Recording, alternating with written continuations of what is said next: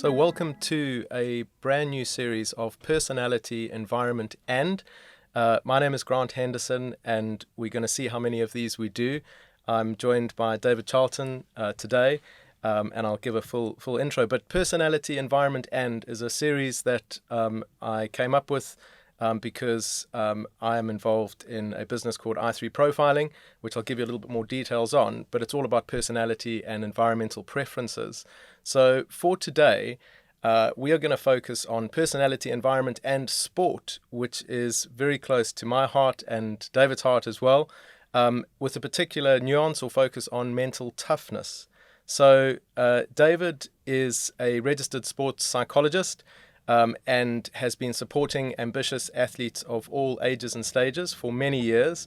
He is also the host of the Demystifying Mental Toughness podcast, which I've got some exciting stats on to share with you. So David's been supporting, like I said, from talented and aspiring children right up to Premier League footballers, some Premiership rugby players, European Tour golfers, and even a British superbike rider. So a complete array of different talented sports people across different kind of ages and stages, which is really exciting. And just a little bit on demystifying mental toughness. This is a full wind-up intro for you, Dave, but I thought it was all relevant, really good stuff. So since June 2020, so coming up 2 years this week, so big congrats. He's never missed a week, which is incredible. We're actually just talking about it, and there couldn't be a better advert for mental toughness when it comes to the discipline to come up with 120 episodes, which is really incredible. You've had thousands of listeners from 77 different countries, which is incredible. And you have interviewed Olympians, world champs, world record holders, and multi professors. So a real, again, array of guests, as well as your client base. So Dave, I can't wait to dig into some details on mental toughness, sport and personality, but welcome. It's wonderful to have you. Likewise, yeah, big thank you for letting me join you on the show, and yeah, for that. I feel like a rock star now with that intro. Yeah, well, it's all true and really relevant. And for the audience out there, David and I met many years ago, and through just local networking in the northeast of England. And Dave became an associate of the i3 profiling personality assessment tool about 6 years ago. So if I give you guys a brief intro to what i3 is, so it makes sense. There are loads of personality assessments out there on the marketplace. i3 looks at personality trait, and the output is looking at 7 personality traits that are ranked from most instinctive to least instinctive. We also look at environmental preferences and what environment you're likely to be most productive in. So that's a very brief overview. Just again, because this is the first in a series, I might as well give a very brief intro to myself. So I grew up in South Africa. I became a professional rugby player in my early 20s. Moved to the UK back in 2003 and had to retire from rugby for a multitude of reasons. One being I was carrying some injuries that were hindering my playing career. So I had to transition quite quickly. I ended up in the world of recruitment, which has been really good to me. I also, in 2009, worked with my folks who had actually established i3 as a personality assessment for marriage guidance counseling. So that's a whole nother podcast to share lots of details on. But I helped them bring the tool online, and we developed a business where we train associates like David. Then I ended up taking on a leadership role with a company called the MCG Group, which I still do today. So we run an associate model for i3, and my day job is helping run a recruitment business or a group of recruitment businesses. I'm a husband, a father to 3 kids, owner of far too many animals, and a tragically aspiring golfer. which is another thing that we have in common. Probably not so tragic from your perspective, Dave, but personally, like lots of golfers, need to spend more time on the driving range and the golf course when I can. So yeah, that's a little bit about me, but lots in common, Dave, relative to sport and background, and I think it's why we got on so many years ago. Yeah, most definitely. And when do you sleep? That's what I want to know. Yeah, exactly. Not very well at the moment. As I was sharing with Dave a little earlier, we just got a new puppy. So, yeah, for anyone thinking about getting a new puppy, it is a full commitment. It's like having a new baby in the house. So not much sleep happening at the moment. Lots of juggling, but life is exciting, and busy. And like we said, we're on a journey of life, and you go through cycles of real busyness. And yeah, looking forward to the next quieter patch personally, but it's pretty full on. So yeah, Dave, talk to me a little bit about just your experience with the podcast. I think it's really interesting when we're doing the series, we're looking at sport and personality, and just how's it been for you? What's your experience been over 2 years? Looking at or promoting mental toughness, I suppose. Yeah. Right. Okay. So the podcast, yeah, as you mentioned, it began 2 years ago this week. To start with, I'd been thinking about running the podcast for about 2 years, but the tech put me off, to say the least. It ended up where I give myself a good kick and a nudge before COVID came along. I got some training for about 3 or 4 months, decided, right, podcast's going to launch in the May, June time, and followed through with that. It was blooming hard work, to say the least, just to launch it. I think what you tend to find is with podcasts, sometimes they can fall flat. But I decided, right, I'm going to do it properly, and did a full scale launch, if you like, and it went really well. And then I would say for the first 4 to 6 weeks, there was an awful lot of work. I chose to edit it myself and do a lot of the groundwork at that time. Yeah. So, you chat to somebody for half an hour, but essentially there was like 5 hours, 6 hours worth of work for one episode. So yeah, I did that for the first round about 15 to 20 episodes, and then I passed it on to somebody else. And I think if I hadn't done that, then yeah, the podcast would have died. I couldn't have sustained that. So currently I probably spend about 2 hours a week on the podcast, but yeah, so many things I've learned along the way. Really exciting people I've spoken to. It's been every conversation I've had, I've really enjoyed. Yeah, brilliant. Oh, it's such a good example, really. I think of in business, in sport, and life. Of setting out a goal, which is a tough one. And probably was quite aspirational initially, and you weren't sure what you'd achieve, and like you said, you're daunted by it. Hugely. Yeah, I think in your own mind, you're thinking, well, will people listen to it? Who will I interview? Will people want to actually come onto the show? Things like that. And I've found, as I say, 120 episodes in, I'll have interviewed probably around about 80 people in that time. Yeah. And I've only ever had maybe 2-3 people who've like shunned me and not actually said yes. Yeah. But wow. The vast majority of people are willing and able, and they've got some great insights ultimately. Totally. And it's kudos to you, because I think there's a risk, putting yourself out there in the public domain, with recordings that are captured. There's that part, but there's also the part that as a professional, you all about mental toughness and you're exposing yourself, can you stay the course, so there's that challenge as well, right? Which is real. Yeah. And I mean, as I said, the commitment levels is a big thing. There's times, I have to admit, where I've had a podcast going out on a Friday, and on the Monday I haven't got any recordings, so I've had to either conjure something up myself or be a bit creative about it. Yeah. And then there's been times when life hasn't got in the way, and I've had 5 or 6 or 10 backed up, and everything's rosy in the garden.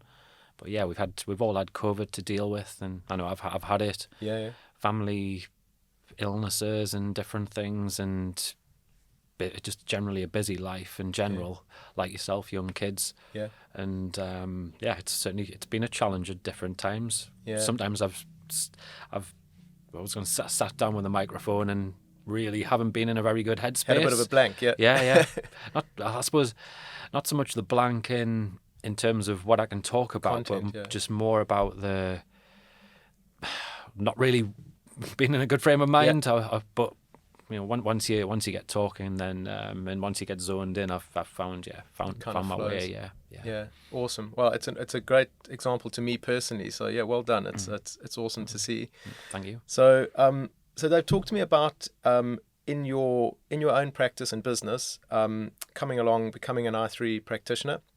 And then linking personality trait to the world of psychology and sports coaching, essentially. So, yeah, how have you found it? What have you done? Give us some examples of how you use, this understanding of personality trait.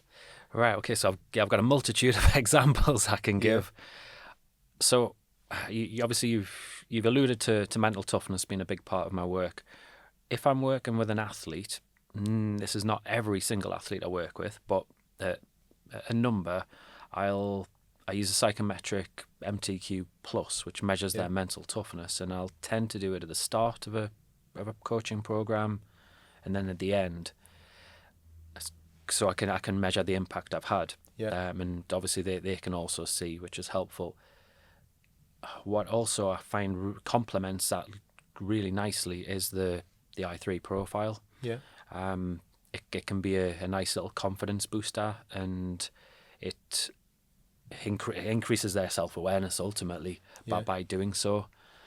I suppose I find, like I say, they complement each other very nicely. The fact that the traits are very different, and also you've got the environmental preferences as well.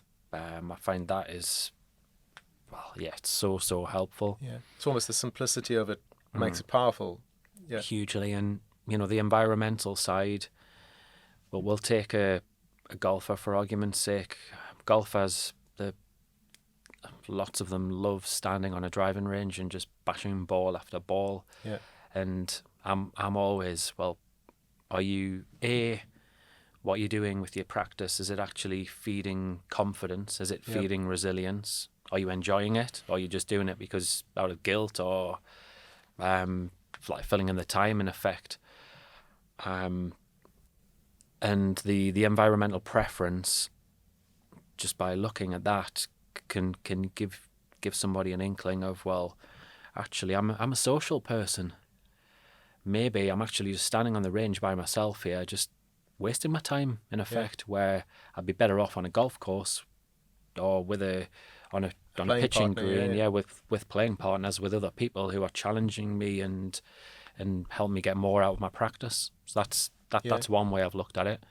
Another one would be, again, I'll stick with a golf example. So on the golf course, it can be a lonely place at times. You especially when you're an elite player, sometimes people don't necessarily talk, and there's it's, as I say, you're isolated to a degree. So again, if you're a social person, and you've got to make sure that you're getting the social element away from your sport, or in your downtime. Absolutely.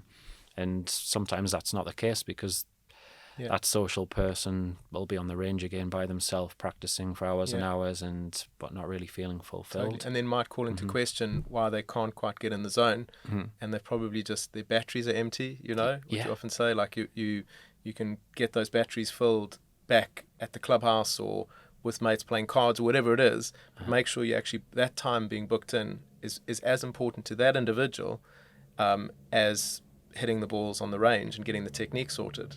And probably will have a greater impact when you're dealing with incremental gains by understanding that a simple aspect like that.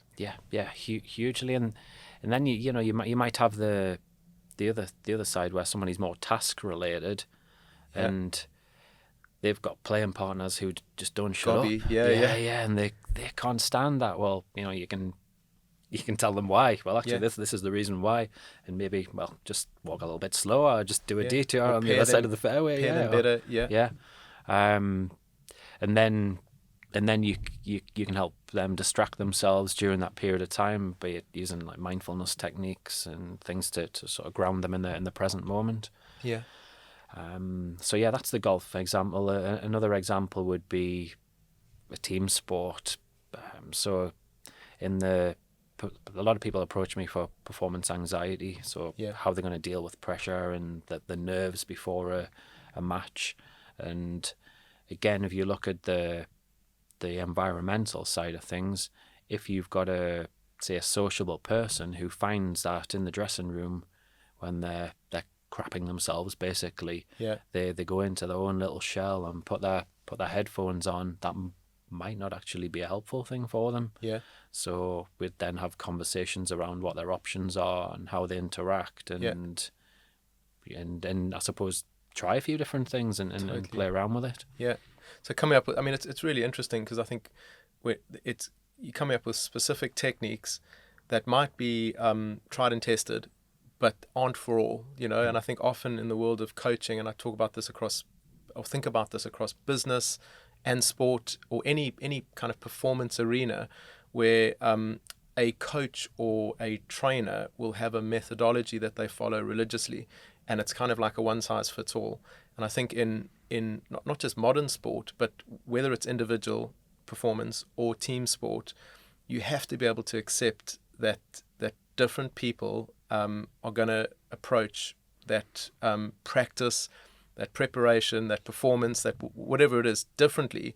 And the best coaches and the best kind of performance, I suppose, consultants, whatever you want to call them out there, are able to have a methodology, absolutely, or philosophy to the way they work, but they can adapt that to the individual. And I think that's the beauty of any form of personality assessment or assessment, where you can look at someone as an individual, and I think also, you've mentioned it already, like just self-awareness, like actually having self-awareness as an athlete when you compete.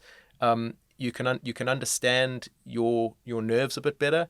You can deal with kind of conflict, all sorts. I mean, we could go on. There's a raft of things, but if you are more self-aware, you're likely to be more confident, and therefore you're able to probably, if you on a kind of law of averages, under pressure, perform a little bit better. Which ultimately, these again, like we said, I use the word incremental gains. It's like when you talk about high performance, it's tiny margins that make the big difference. So if we can give like a little bit of insight that wasn't there before, as both a coach, do you know what I mean, and then the athlete, the performer, it can be groundbreaking.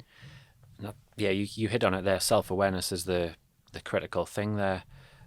I suppose as a coach, as a psychologist, you can help give them self-awareness by questioning.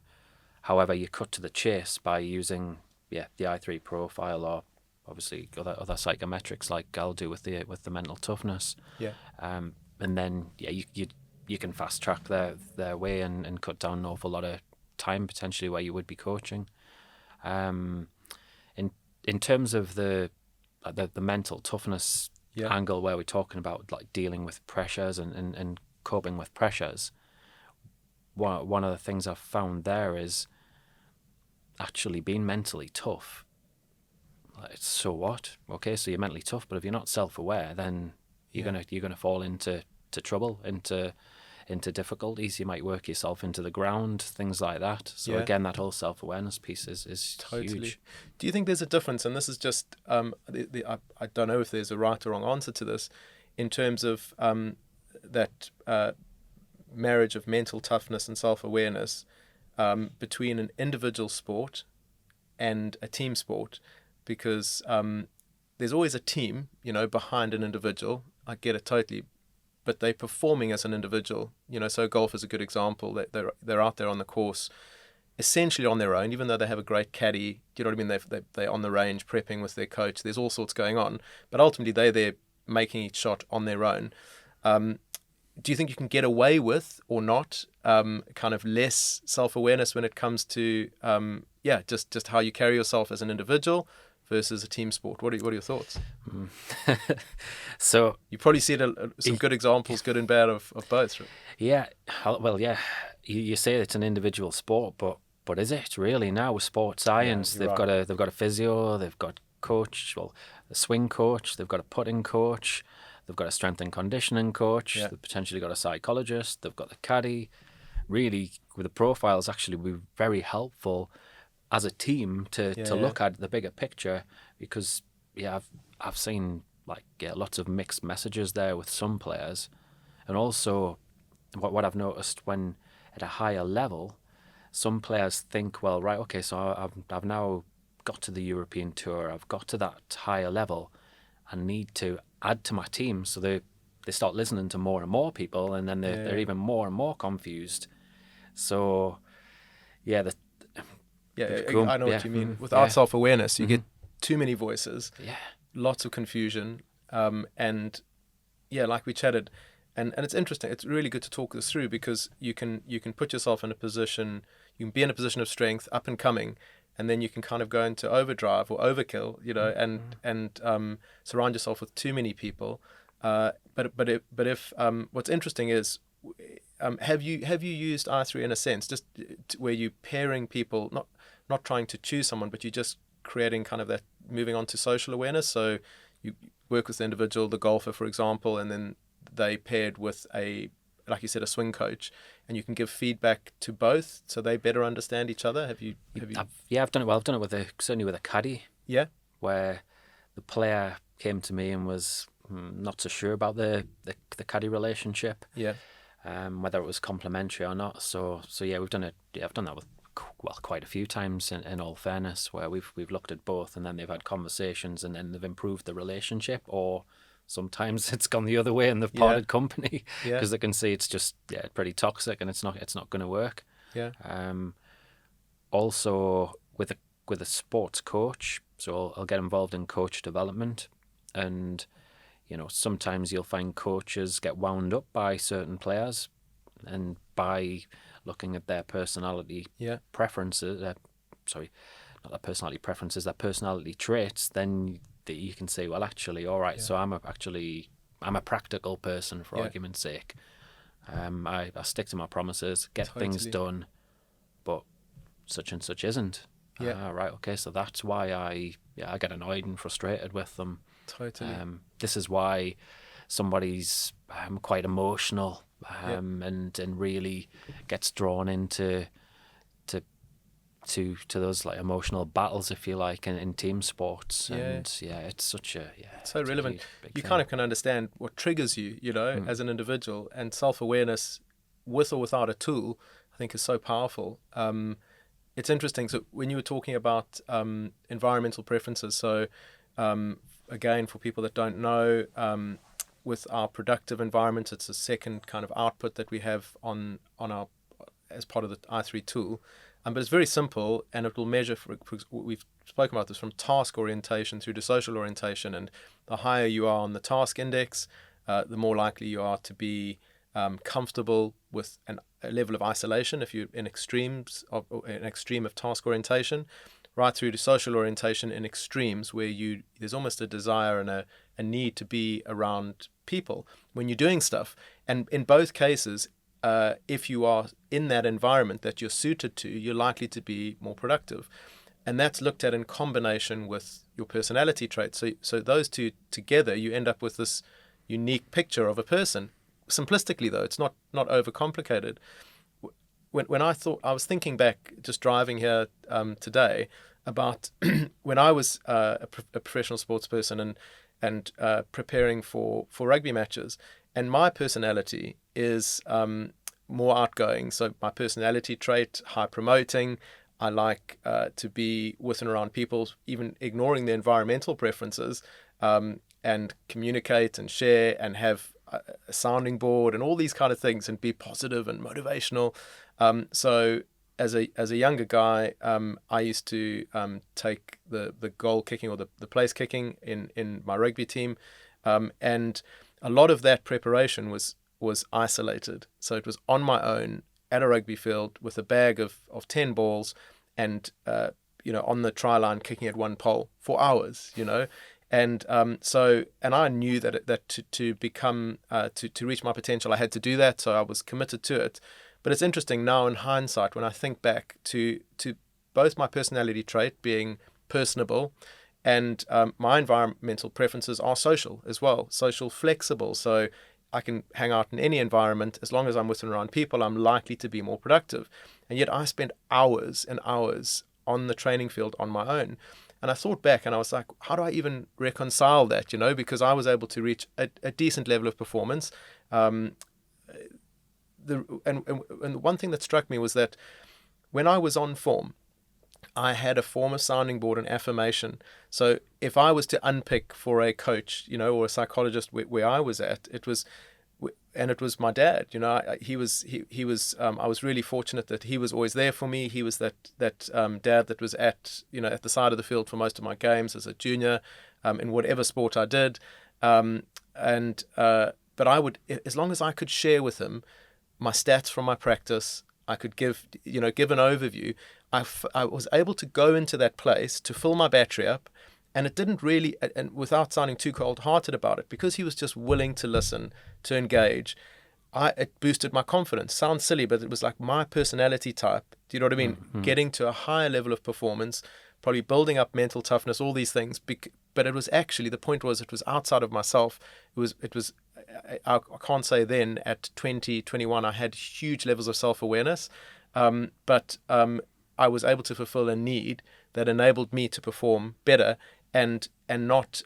My point being is, if I didn't have that output, that isolation, that time on my own, probably would have got me to a point where then my performance started to drop, and by hook or crook, I developed that technique or method, which really worked for me. But it was really interesting because thinking back to kind of playing sport, applying yourself, and then linking to personality now in hindsight was quite an interesting kind of insight. I don't know what your thoughts are, with your experience. Yeah, I'll share my own personal experiences there. So similarly, if you look at my profile, I'm like very social, yet I can have the tendency where I can, I suppose, isolate myself by working too hard. Or obviously we've had COVID recently, where you had the lockdowns and all the restrictions on, and I found that difficult despite doing lots of Zoom calls and etc.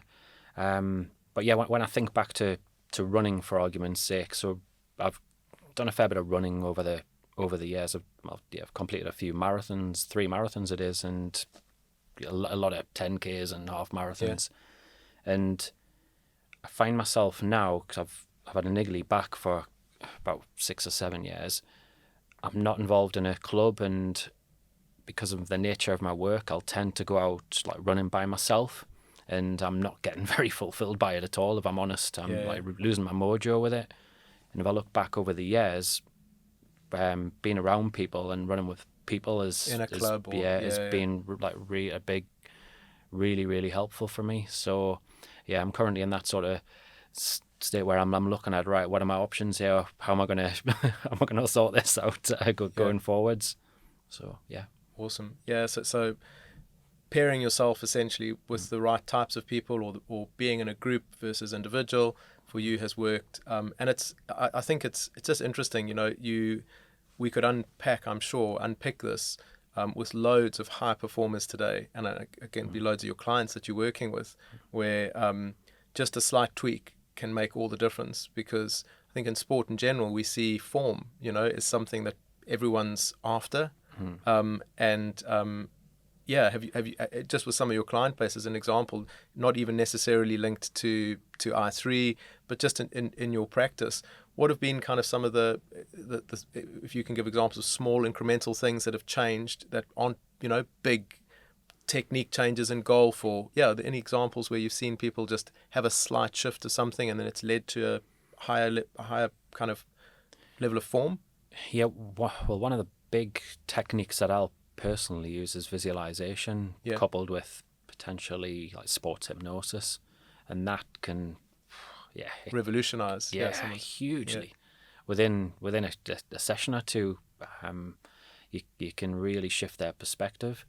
It's in sport, in life, you go through bad patches, there's challenges, there's difficulties along the way, and lots of people don't want to go there they think, if I think about the difficulties, then they're going to happen. Well, I use visualization to counter that, where we'll take them through, right, what difficulty could happen on the, if you're, well, let's go with you're a racing driver, you've got difficult opponents, your car might slip on a wet surface, you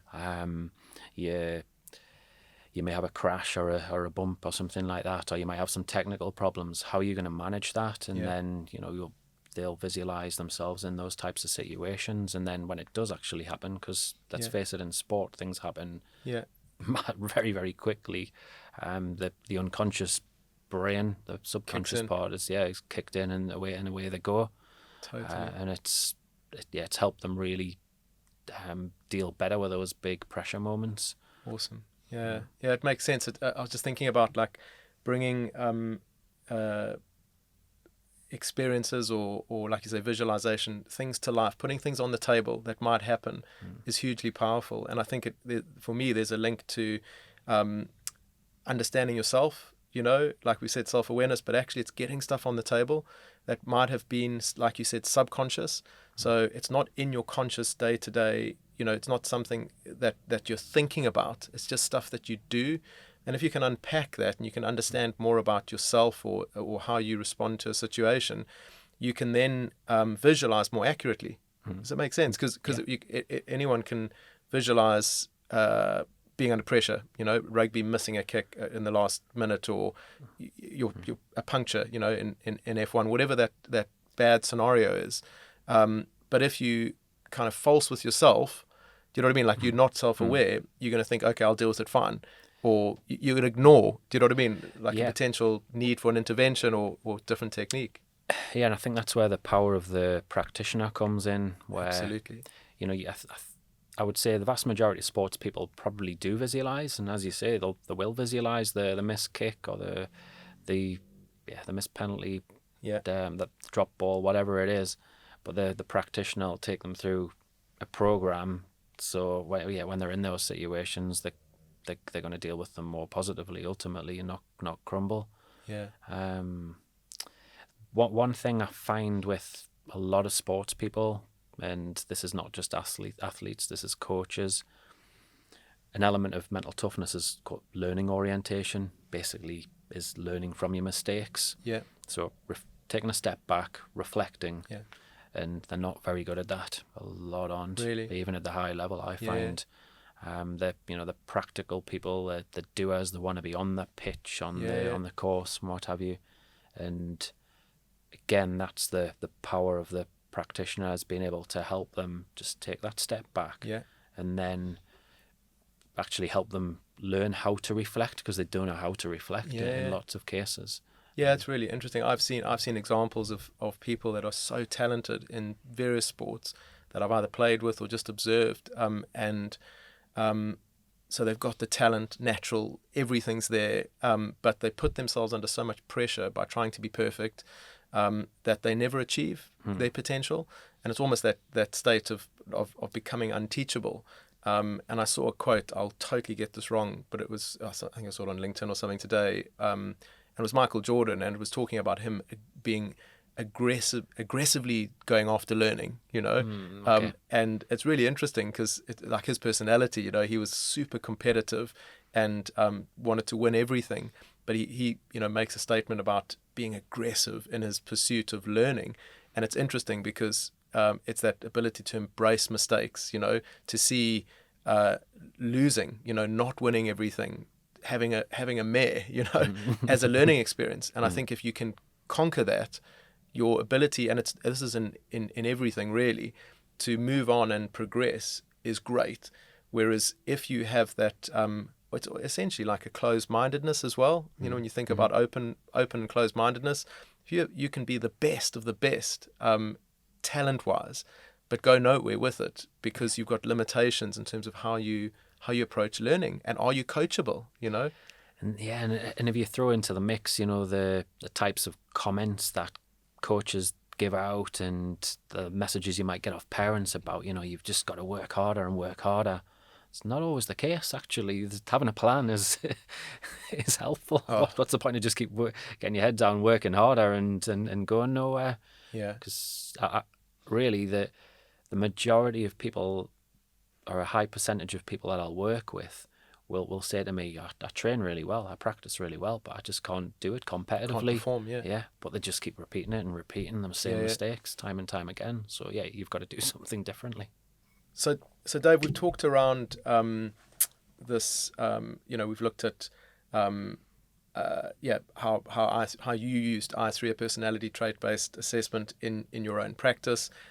We've touched on mental toughness. Be good to kind of wrap up around that a little bit more. But in particular, I mentioned that I3, its background is it's relational trait ultimately, and you know that as an I3 practitioner yourself. Talk to me a bit about just relationships in performance sport. So your experiences of good, bad, and different. Anything you want to share really on, and you've mentioned it already, how in professional sport as individuals, you're right, the entourage and team is massive now behind most individuals, certainly that are at the the highest kind of echelons of sport. But yeah, what have you seen in terms of the impact of good and maybe poor relationships, be it coach, team members, whatever. Yeah. Okay, so I suppose we're touching on psychological safety here, where the best environments there will allow people to talk about their goals, will allow them to talk about their fears and the things we talked about, their mistakes, and that they're cool with that. That is the better environment, and the upshot of that is people go on to trust themselves, trust other people, and then they can freely express themselves. However, that is not the norm. Yeah. And we're talking sport, but let's face it, this is in real life and business as well. Yeah. There's backstabbing, there's blaming, there's shaming, there's fear treatment, an awful lot in sport with egos. Yeah, just human nature comes in to spoil it all.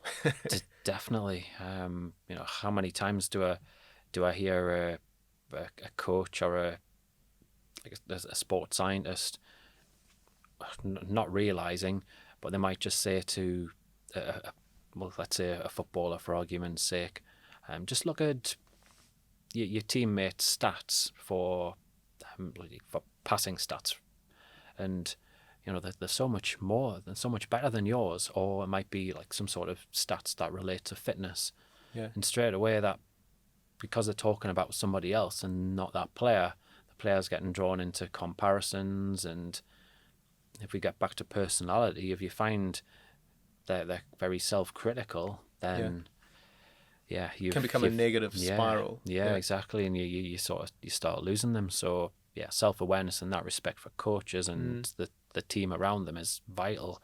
Let's talk to the person, as I say, and not get drawn into comparisons. Absolutely. And then you've got the whole intrinsic extrinsic rewards and like fear coaching. I suppose if you think of mental toughness, you would think, right, mental toughness, I need to try and give them some tough love here, but actually, no, the best way to develop mental toughness is by listening to people, by showing empathy, by giving them some space there, and how often does that happen? Probably less common than we'd like, I suppose. Yeah, I think people are looking at solutions, aren't they, as opposed to just they get into problem solving mode rather than the sort of emotional focused role. And let's be honest, often it's time pressures that's the difficulty. Whether if you're a full-time coach, you might be doing an awful lot of other jobs, if you like, and you've got the pressures from above. Yeah. And then if you want to look at youngsters in sport, often there's a parent coaching or certainly a volunteer anyway, and they're giving up their own time. So how can they then give that emotional support to the youngster? It's really difficult. Totally. Yeah, it's really interesting. I think the one of the biggest impacts a coach at any level can have is to build confidence in individual and then the team, if it is a team sport, or obviously just an individual as an individual athlete, and through grassroots, it's kind of like just having fun. We hear that a lot, but actually, it's probably the best thing that a coach or someone involved volunteering in grassroots at whatever age you want to kind of band you want to put in there, can do. And there will always be high performers within those groups who go off into academies and specialist coaching and training, who are then willing and desire probably more direct criticism and feedback.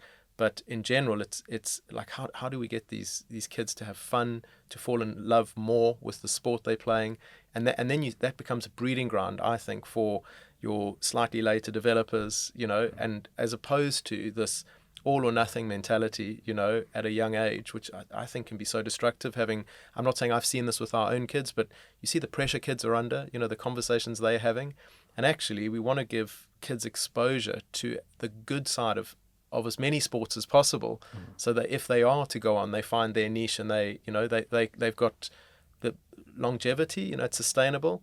So I think I've met lots of people who have been in the UK here, footballers, really great young academy players who've then gone into first teams, but they were under so much pressure and scrutiny from such a young age that essentially they've fallen out of love with the sport and been kind of chewed up and spat out. And we see we see the tiny bit who make it through.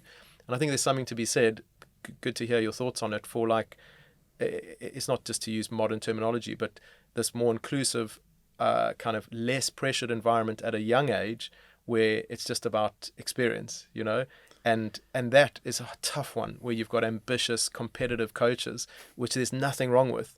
But I think what we're discussing here is, if you can be a little bit more empathetic, if you can just dial down, do you know what I mean, that harsh dictatorial style, which people see as, there's lots of examples of coaches that have been really hardcore that people aspire to.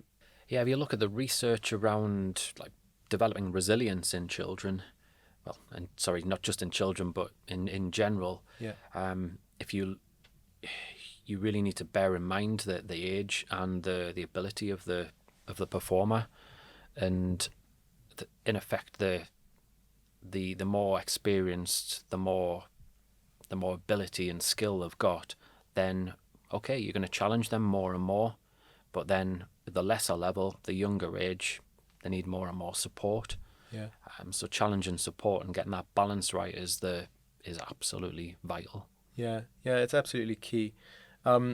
Amazing. Well, David, it's been so great to have you in this kickoff of our series, a new series.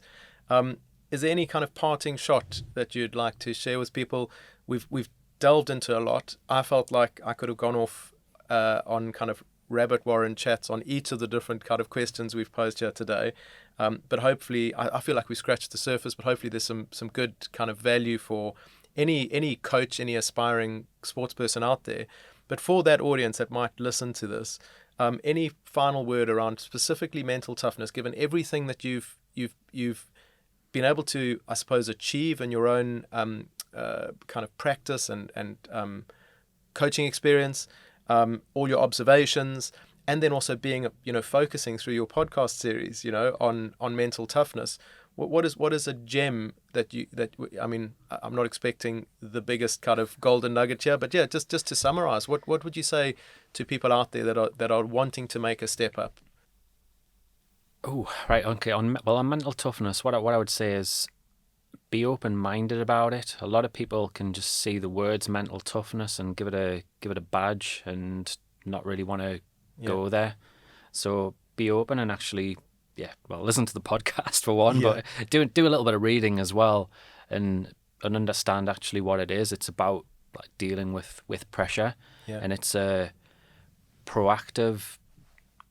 I would say it's a proactive characteristic, whereas resilience arguably is a reactive characteristic. So, what I mean by that is, we've all gone through difficulties, I would imagine, with COVID, and perhaps one day you didn't feel great. Resilience would be bouncing back the following day. but it doesn't necessarily explain what's going to happen 2 days later, a week later, Yeah. a month later. Whereas mental toughness is that longer term proactive trait, because your confidence might be dented. Yeah. The way you communicate might take an impact. Your general commitment and actual keeping promises, that's part of mental toughness. Yeah. And yeah, the last thing around that is, as I alluded to before there, you can be, it's great if you're mentally tough, fantastic, but if you don't have that self-awareness, then you are going to find yourself in some difficult spots and make some bad decisions.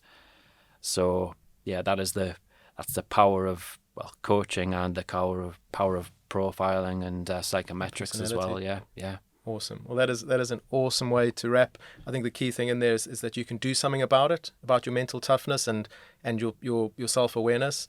Please, if you haven't already, go and listen to Demystifying Mental Toughness, the podcast. It's my guess is it will continue to grow. You'll continue to have amazing guests on. There's loads of obviously back catalogue of podcasts people can listen to. So get on there, listen to David and his guests. And yeah, if this has been good, sign in for the next in our series of personality, environment, and we'll see where we go. But thanks everyone for listening, and thanks so much, David. Yeah, big thank you as well. Yeah. Awesome.